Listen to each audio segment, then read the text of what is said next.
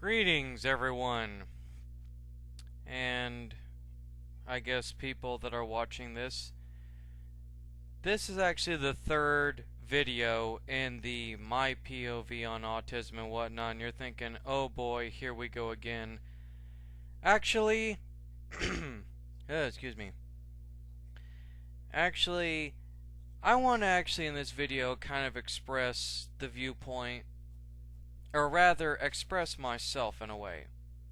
Okay, the last two the video that I did and the follow-up, they all express the basic viewpoint, and that viewpoint was pretty much what I would classify as the negative side, more or less the resentful side of me. Let's face it, we're all resentful about how we're treated and how we view others being treated. And it wasn't actually until talking to a couple of people that are quote-unquote normal, which is a terminology that I use a lot. I'm a very flip-of-the-coin type person. I'm egocentric, I'm egocentric, I'm very motivationally driven by my own desires. I'm overconfident, I'm cocky, sometimes I'm less confident, more quiet, more reserved. I am basically, I am here, I am there, I am everywhere. I am pretty much, by every classification in the book, considered the stereotypical textbook, narcissistic, uptight, stuck up, whatever. Basically, I'm not even going to try to sugarcoat it. Basically, I'm saying that I pretty much am no more at fault than the regular person. And when I did those videos, I had a very basic point. Now, I don't regret a lot of the points that I tried to make. But what I do regret, though, is how tactless I was in those videos. I was very much satirical, even though that was not my intent in those videos. And also the fact that I expressed the viewpoint that, oh, autism is the next evolutionary leap in human thinking, that statement did not help me any, because it seems quite a few people, especially those on the Asperger's spectrum, were not very pleased by the statements that I made.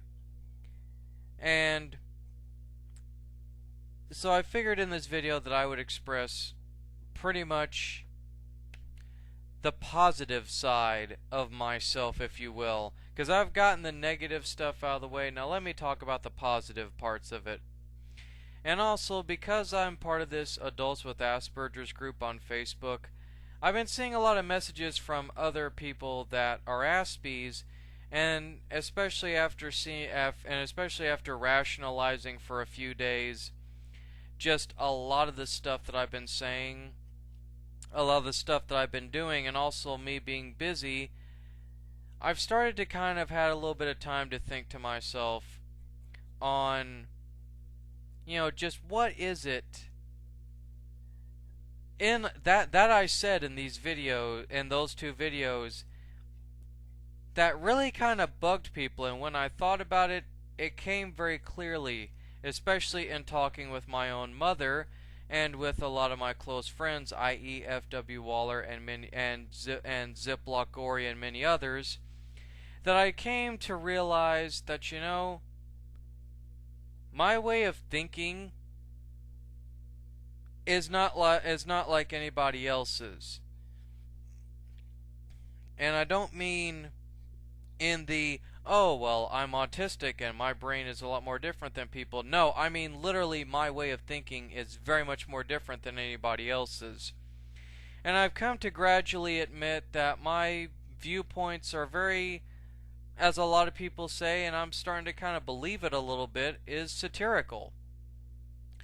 That I believe that people with Asperger's or autism are superior to the average person, and that I get mad when they don't extenuate this point, quote unquote. Now, I believe that to be very over the top, but there is some truth in those statements that I make.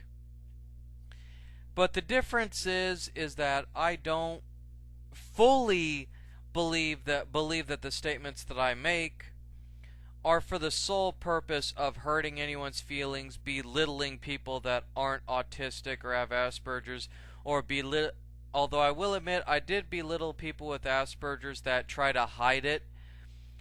And I got really preachy in the last two videos.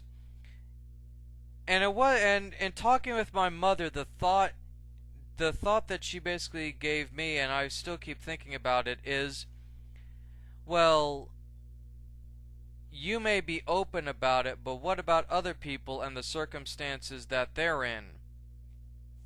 What about them? Do you not take their feelings into account? Do you believe that everyone, should come right out and basically be, as this picture shows, a butterfly? That they should burst out of their cocoon and just start flying around? And honestly, I don't have an answer for that.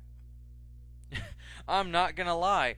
And also, what Pop Culture Diva had said in one of my videos in the comment box was, well, if Asperger's is the next step in human thinking, then shouldn't empathy be much more prominent? And to tell you the truth, I can agree with Diva's statement. I do believe that empathy, hopefully as Asperger's itself evolves as a stereotypical disease or whatever you want to call it, that empathy becomes a lot stronger in people like myself who are an Aspie. I believe many great things about Asperger's, but see, I think what happened, as is the case with me, I let my imagination and my mouth run a little bit too long, and I started thinking of Asperger's in terms of, the X gene and the X-Men universe. Because let's face it, I live in a very fantasy-based universe, guys. I don't really ground myself in reality a whole hell of a lot. And when I do, I tend to get myself in a lot of trouble with the way that I think. But I look at reality and the cold harshness that people with autism are not truly accepted like the mutants are in the X-Men verse. And they pretty much, to me, they correlate. They make sense to me on a great level. But in the metaphysicalness of things, Asperger's is probably the toughest thing to have, and it's taken me quite a while to get where I am. But also, I had some questions that were posted on the closed adults with Asperger's syndrome group that I actually want to answer. Because I found these very stereotypical questions, like that one lady that I belittled and berated because she vents too much about how her life sucks and how she needs to get over it. She brought up a good point. Why do we as Aspies, people that have Asperger's, why do we feel that we need to be social creatures? Why do we feel this compulsive need to want, to be forced into being social? And my answer to that question is that, it really depends on the person. Now, granted, I'm like a hermit, I'm basically pretty much a hermit. I do like being by myself and isolated sometimes. But at the same time, I'm a very social Aspie. I like being around people. I like socializing. I like getting together with friends. And in the moments when a lot of my buddies are not on Skype or are on Xbox or what have you, it bugs me. It starts to grind at my nerves if I'm not playing like DC Universe, just any social outlet. In general, it starts to drive me nuts. And I gotta try to distract my mind. Because one thing that I've learned, at least with me personally, is that when my mind is not distracted, then I start delving into self-depression and I start thinking about, well, I don't have a girlfriend, or, oh my god, I'm not in college, I'm going nowhere with my life, I'm still going to be 30 and living at home, I'm never going to make it on my own, I can't accomplish any of my dreams, I'm going to be stuck at a dead-end job. If I have kids, am I going to... if I have kids, am I going to lose my temper and end up going on a homicidal spree? Am I going to end up, beating my wife? I mean, just really sometimes very silly, outlandish, and sometimes very kind of messed up ideas. But ideas that nevertheless I should not think about, or should not be worrying about at this point in my life. Which has always been a very big issue for me, is thinking about my future way too much, instead of learning to live my life how I want to. But yet still balancing being a responsible adult, of course. You can have fun, but you still also, at the end of the day, have to be a responsible adult as well. So, my answer to your question, madam, it really depends on the person, but sometimes people forcing you to be social is usually not a bad thing. They want you to open up and maybe try to meet someone that you'll understand, a group of people that share the same interests as you, that will not judge you and accept you for who you are. And let me tell you something. My best friend that I've known for 4 or 5 years, F.W. Waller, who also is an Aspie and has been a very close friend. Even though we've never met in real life, we know enough about each other to be classified as best friends, and that it wouldn't really bother us if we met each other in real life. Same thing, with Ziploc Gory. I'm starting to build a really good friendship with Ziploc Gory. And, when you meet people that have the same interests as you, when you meet people that don't judge you, that accept you for who you are, it starts to boost, as an Aspie, your confidence. It starts to make you feel good about yourself. And you start to really not worry about being all uptight and, well, oh, this person's, a racist, they're a bigot. They're not going to like me for who I am. They never accept me for who I am, and this and that. Relationships are the same thing. As an Aspie, it's very hard to have a relationship simply because, let's face it, most women nowadays, not to sound sexist, but most women nowadays are way too, shall we say, gimme. They're way too gold diggerish. Now, I'm not saying this to put down women. There are still good women in the world. I'm just saying a lot of the women that I know, work with, met, etc., there's very few that are genuinely sincere or honest about themselves, if that makes any sense. They're not true to who they are. And it seems that that's the one big thing, especially with a lot of Aspies in society today, is that they seem to feel this compulsive need to hide who they are, and that they'll feel more accepted. And genuinely, I can understand that mindset, and I can take into consideration very diligently, very carefully, and at least attempting to try to show some empathy towards said people, that it is very difficult to want to admit to people and that you feel very embarrassed about it. But, at the end of the day, sometimes you gotta ask yourself this question. Which is the lesser of two evils? Coming right out and saying, I'm autistic, and feeling better about yourself? Or keeping it all in and people just thinking that you're an absolute whack job and that people will always still discriminate against you regardless? And that's a decision that I came to very early on. Now, I'm sure a lot of you who are Aspies and are watching this video, and you tend to be very closed. You don't want your friends or your family members or anybody else to, to say that you're autistic. You want to hide your autism. I still kind of have a little bit of a tinge of bitterness towards you people, but at the same time, I will try to give you the benefit of the doubt. Because, depending on the situation, okay, maybe there's reasons why you'd rather not feel comfortable with it. And maybe, to a certain extent, I shouldn't be preachy and get on here, especially with a YouTube video or any such thing, and sit here and be preachy and tell you that you're wrong for feeling the way that you do.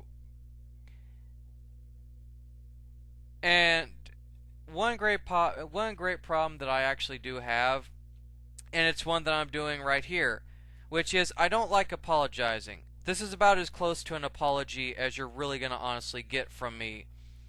Unless I say the N-word or any such thing like that that's so extreme that I feel I need to utter the words "I'm sorry," I will not do it. Because in my opinion, that's a sign of weakness.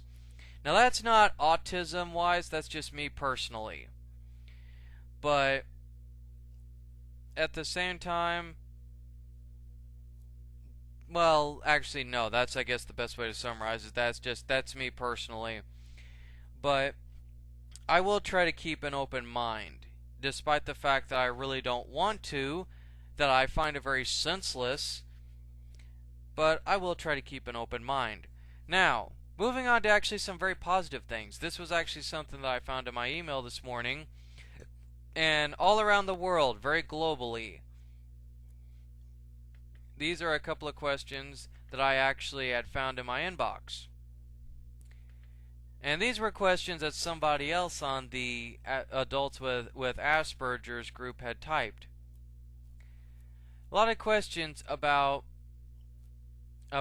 understanding why and tending to overanalyze anything. Now, first off, what this lady asked was not offensive. Actually, it's a very interesting question. I'm going to try to answer these as quickly as I can. What's the right thing to say when someone says, "How are you?" The correct thing to say when somebody says, "How are you?" Just do what I do. Say, oh, okay, I'm feeling okay, or I'm a little depressed, 'cause this and that. Don't be afraid to tell people how you're feeling. As an Aspie, when you express your emotions, you're one step closer towards actually gaining a social repertoire. And what I mean by that is that you end up making connections. You feel less awkward. You don't feel like you stand out when you. So even if you walk to somebody and they say hi and you just sit there and you don't say anything, just do what I do. Smile and nod your head, or give a grin and nod your head, or just sit there and just just have a small smile and just wave at them. Look in their direction and just wave at them. And there's so many things like that. As long as you acknowledge that you heard them, it doesn't really matter what responds. Okay. Number 2, should I add in a personal experience I've had with what someone just mentioned? That's actually a very tricky one. That's actually a double-edged sword depending on the conversation. Usually, I do try to relate a personal experience to it, but a lot of the time people think that I'm being a jerk, or some people are like, oh, well, this and that. So really, that's kind of up in the air. That really depends on the situation. Number 3, how near should I stand to the other person in a conversation? This is an excellent one because this is one that I have to deal with. Sometimes I prefer, as a minimal rule, at least being 3 or 4 feet away from someone. Near enough that I can look them eye to eye, but not so close that it feels like I'm invading their personal space or they're invading mine. That's just my rule of thumb, though. Okay, number 4. Why is it so hard for me to remember to ask someone else about their likes and dislikes? How their day went and why they chose to do something different? That would actually go with more the analytical part of being an Aspie. And what I mean by that is that, as Aspies in general, we have this analysis paralysis type mindset where we're creatures of habit, basically. We like doing the same things over and over again, and that a break in such repetition will pretty much completely throw our equilibrium off. We'll start, having quote-unquote meltdowns and freaking out. This happens to me on regular occasion with my job, where If I'm doing trash, they'll ask me to go do carts, even though it needs to be done. And that will more or less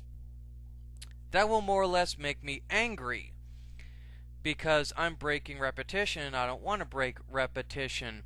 Also, it's not really hard to ask somebody, it's not hard to remember to ask someone about their likes and dislikes. If you feel it's a hard time, just do what I do. Carry a notepad and write that stuff down. But make sure to say, yeah, I tend to forget a lot of things, so, I hope it doesn't bother you if I write this stuff down. How their day went, that's stereotypical. Sometimes if you're really tired or really forgetful, it shouldn't really be bothersome. And why did they choose to do something different? I have no answer to that, really. But I guess just it would be a curiosity thing. Okay. Number 5. Why do I feel so anxious around people?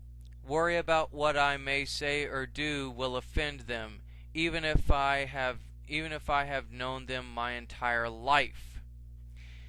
This is actually another really good question. Okay.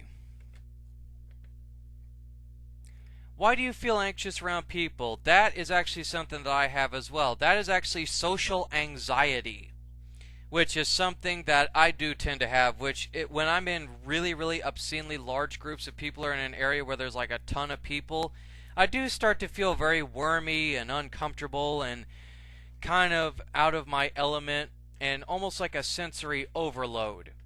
So that's not really a bad thing. That's just it's a very perfectly normal anxiety to have.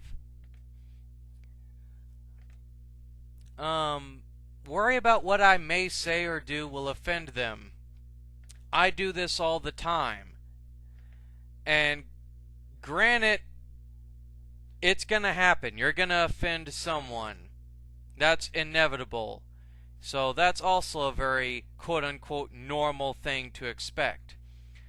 Even if you've known them your entire life. Okay, if you've known them your entire life and they know how you think or operate, then that should not really matter. And even if you say something that would be offensive, if they're a very open-minded person, they're going to kind of expect you to make a statement like that. A lot of my friends don't, especially F.W. Waller or Seth or Ziploc Gory, they know by now, being around me, that I tend to say some really messed up stuff. So for them, it's not really unexpected. For them, they're going to kind of expect me to make a very obscene statement or any such thing. So but it also varies on the person as well. Okay, number 6. Why am I so worried about my body movements and my clumsiness? Was very clumsy as a child and uncoordinated. Why are you so worried about your body movements and your clumsiness?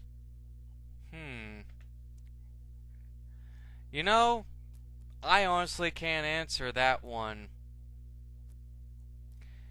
That's number 6 here is actually a very tough one. I have no answer for that one, unfortunately.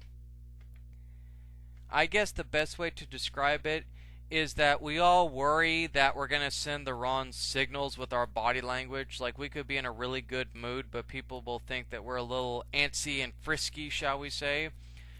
Or that, you'll be clumsy and knock something into somebody's face or on their dress or something. Honestly, my personal opinion, that's actually to be expected. We all have moments of clumsiness. That's just the better part of being human. We make mistakes like being clumsy and oopsie daisy accidentally, spilling punch or something on like a girl's dress, or like splashing a guy in the face on accident or stepping on their toe. It's gonna happen. And we make mistakes like that every day. I mean, I trip under my own feet and sometimes fall into a puddle on a rainy day at work. It's gonna happen. So it's not really uncommon. Now, um, why is it so very hard to physically say the words "I love you" to my older children? I love them more than life itself, but I want to express it and feel it at the same time. Otherwise, I feel it feels like a lie. My honest opinion, it is my honest opinion on that is that it can be very hard to say I love you in general, especially in a relationship. Because sometimes you'll just say, oh, I love you, and then just that's it. So, my honest opinion is that it can be very hard to genuinely, sincerely mean it, but at the same time, not really just, I don't know, it is very hard and difficult, so I can't really honestly explain it, but but I'm sure a lot of you understand the meaning of that question. Number 8. Why do I become so fixated on one or two subjects or hobbies? I eat, sleep, read, and dream about them, learning as much as I possibly can to fill a need of some kind, an unforeseen reason some may call an obsession. Um, wow, that sounds like a certain person. I wonder who that could be. Actually, it sounds like several people. No, the fixation, that's a normal thing actually for autism, but also many people in the world actually have hobbies. Some people collect stamps. In my case, I love comic books. I eat, breathe, and sleep comic books and superheroes in general. I love sci-fi, just like F.W. Waller loves old-time movies like old monster movies and stuff, a passion that we both share. It's just like, many people love anime. It's just, why is it a fixation? It's a hobby. It's a hobby, it's a luxury, and if you have a certain drive or love for it, then why should it be technically considered weird, It's a good fixation as long as you know to limit yourself about it. But an obsession, yes, but sometimes a good obsession, because you have a passion for it. Number 9. I fight to listen to somebody else tell me of their interests and show genuine interest and shove my own thoughts out of my head so I can focus on them and respond appropriately without having to ask them to repeat what they said because my mind wandered. I do this actually a lot. My personal opinion is is just sit there and keep going with it, keep practicing it. Granted, if you just keep, practicing and practicing and fighting with it, then eventually, yeah, you'll get the hang of it. You'll get the hang of actually being able to genuinely pay attention to people. Every once in a while, I still go through the same thing. It's bound to happen. But as long as you stick with it, you keep trying, you'll get somewhere. Guaranteed you will get somewhere.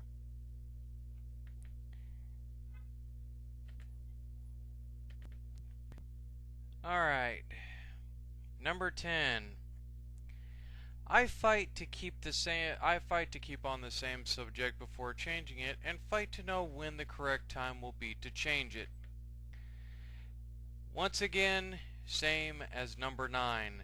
Just plenty of practice.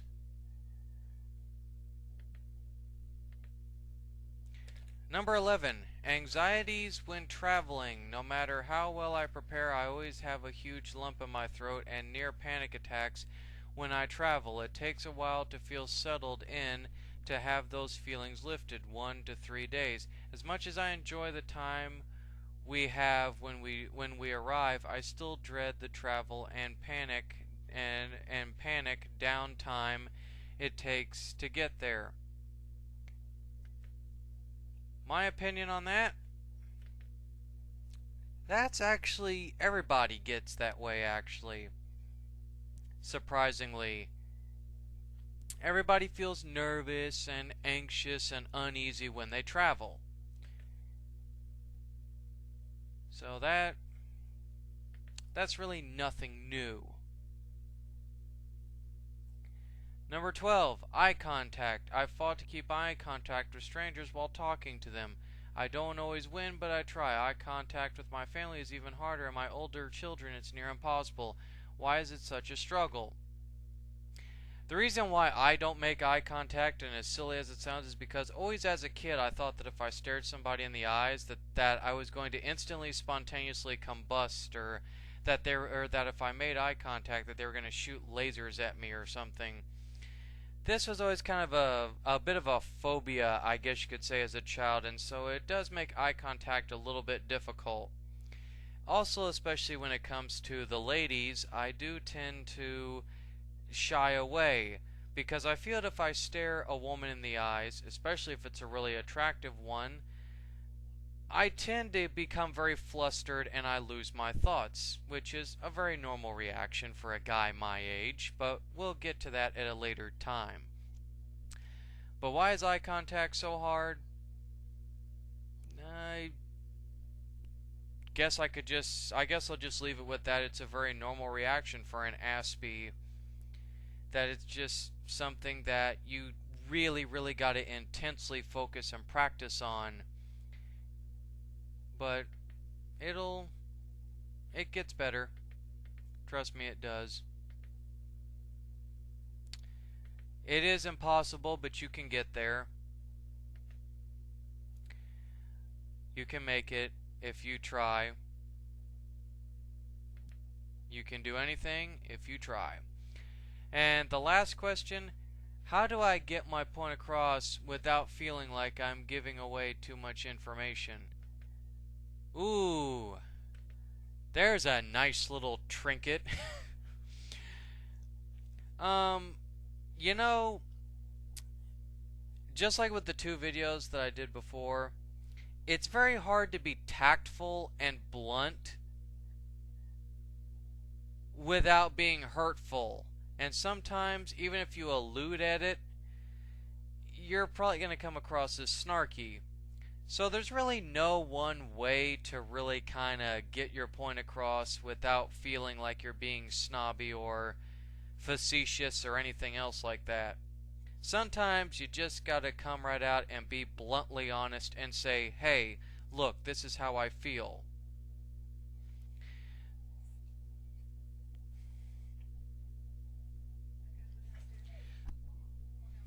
So,